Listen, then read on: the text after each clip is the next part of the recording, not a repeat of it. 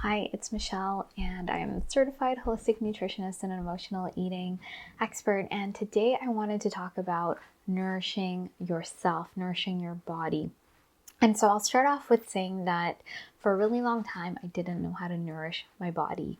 Yes, of course, I was eating and probably eating really well, lots of healthy foods, etc., but I wasn't really deeply nourishing my body. I have a history of dieting and I had emotional eating, and so I was constantly on the lookout for different diets and things like that to sort of lose weight or fit into a certain box. And what I found was I was so far away from my body, and what happens with a lot of diets is that they restrict you a lot.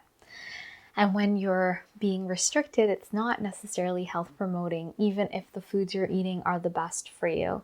And so another thing that they didn't have was that they weren't intuitive. And, you know, for me, what I had to do was to start from scratch almost. And one of the first places I started was I took away any restriction I had on any foods. But what I've learned over the years, it's not that you take away restriction from all foods and you just eat whatever you want, because that's not actually nourishing to your body. What I found for me was that I swung from completely restricting myself of everything to eating everything and not really caring. And that didn't make me feel good either. So it was very free, but I felt really awful at both extremes with the restriction and the freedom.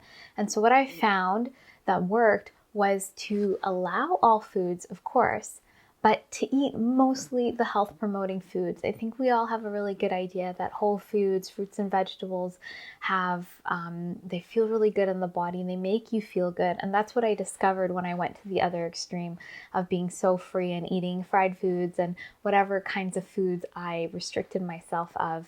And I ate way too much of it. It was really out of proportion for my body. And so I experimented and that's what I found. And when you really look at nutrition and sort of when you eat most of the time really health promoting foods, you're going to feel better and then you can indulge in other things. But for someone who diets, having that mentality of restriction really puts a lot of stress on you. And being able to eat in a way that includes all foods, but knowing how to do that is really helpful for you to start nourishing your body, because that restrictive pattern really messes with your health as well and creates a lot of stress in the body.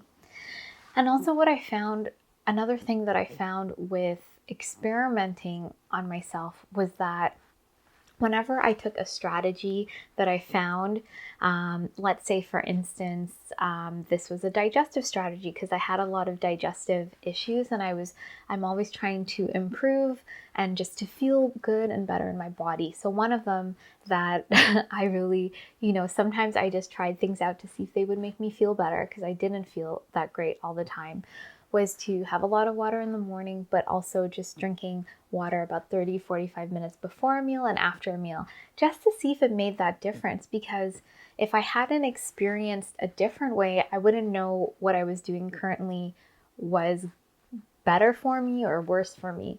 So when I started to incorporate certain strategies into the way I was eating or being, I started noticing a difference in my body. And these weren't super restrictive strategies. I always took one at a time or a couple, whatever I felt was manageable and didn't feel like, a diet and restrictive and a complete 180. And I incorporated it into my life to see how I would feel physically. Would I feel better? And what I noticed was when I tried certain things out for a period of time and I went back to my old way, I could feel a big difference. And so from all of these strategies, I started to tune into my body and it became more intuitive, these new ways of being. And this is a thing I sort of have with intuition. I think we need to experience different things in order to figure out what's best for us, and that builds our intuition. I think we are not necessary.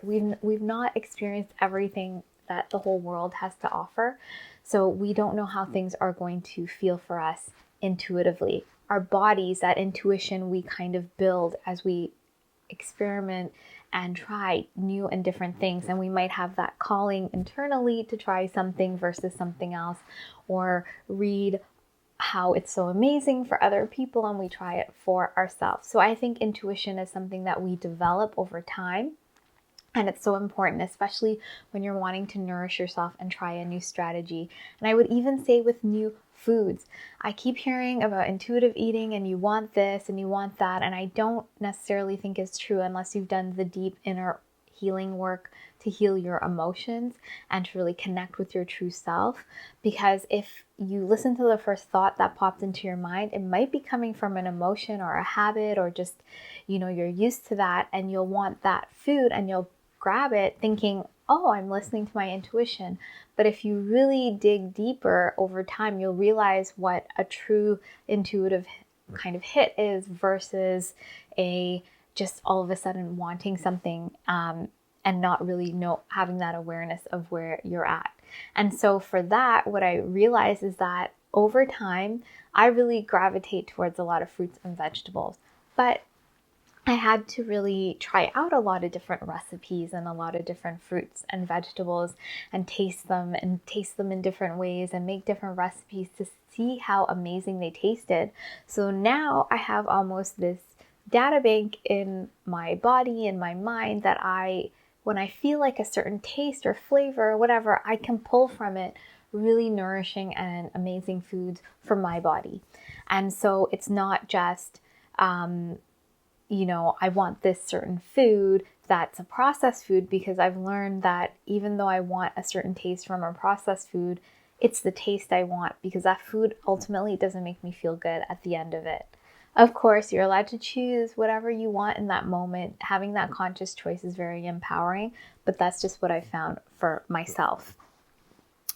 And so, kind of to sum up, really nourishing your body is really learning about nutrition and then experiencing and experimenting with it in your body and finding strategies that really work for you.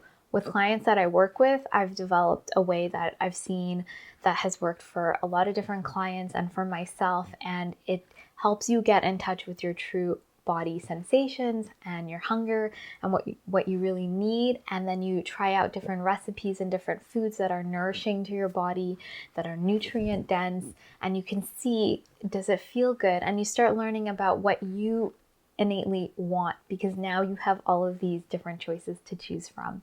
And so I almost think of it as we have this structure, sort of the science that we can pull from, and then we have our intuition where we, touch in with our body to see if it works for us. And that really equals that nourishment. It has a yin and a yang. It has a masculine and feminine. It's very sort of balanced. And it's a great way to move forward with knowing how to nourish your body and the foods that you'll need. So I hope that explanation helps you understand a bit more about nourishment and the types of foods you can move towards. And if you have any questions, please let me know. And I would love to chat with you if you're interested in any guidance. And please be sure to like and subscribe if you haven't. And I look forward to talking to you soon. Bye.